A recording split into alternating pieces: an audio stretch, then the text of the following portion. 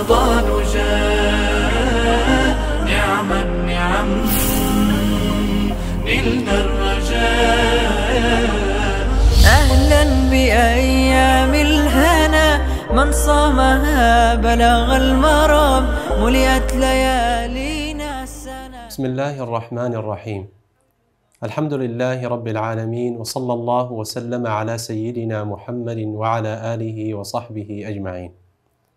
أيها الإخوة الكرام، قد تتوالى على الإنسان مشاغل كثيرة تلهيه عن بعض واجباته وتنسيه بعض ضروريات حياته، حتى تستغرب بعد فترة من الزمن كيف كانت جدولا ومنهجا في حياته، وما ذلك الاستغراب إلا بسبب تركه لتلك الأعمال الصالحة.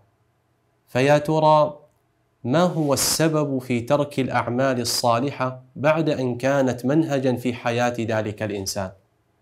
ذلك يرجع إلى أشياء متعددة، أهمها محاسبة النفس، إذ المحاسبة تصحح المسار وتضبط الحقوق وترتب الأولويات وتعزز مكامن الخير وتحبط وساوس الشر وتذكر المنسيات وتنسي المحبطات وتجدد العهد مع الله جل وعلا.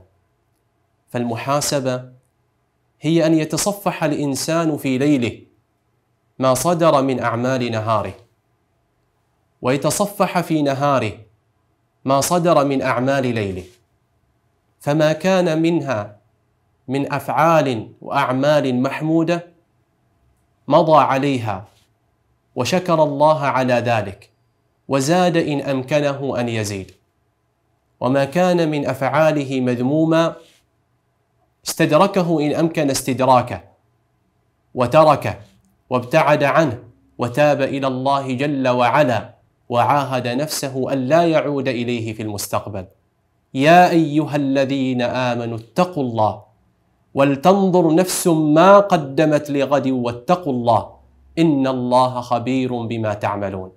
فلئن كان الله جل وعلا قد أمرنا بالنظر إلى الأعمال التي يريد أن يأتي الإنسان إليها، فإن عددا من الآيات تنص على أن الله جل وعلا يجزي الإنسان ويحاسب الإنسان على ما قدمه وفعله. فقال جل وعلا: لله ما في السماوات وما في الأرض وإن تبدوا ما في أنفسكم أو تخفوه يحاسبكم به الله فيغفر لمن يشاء ويعذب من يشاء والله على كل شيء قدير. وجاء في الرواية: الكيس من دان نفسه وعمل لما بعد الموت، والعاجز من أتبع نفسه هواها وتمنى على الله الأماني.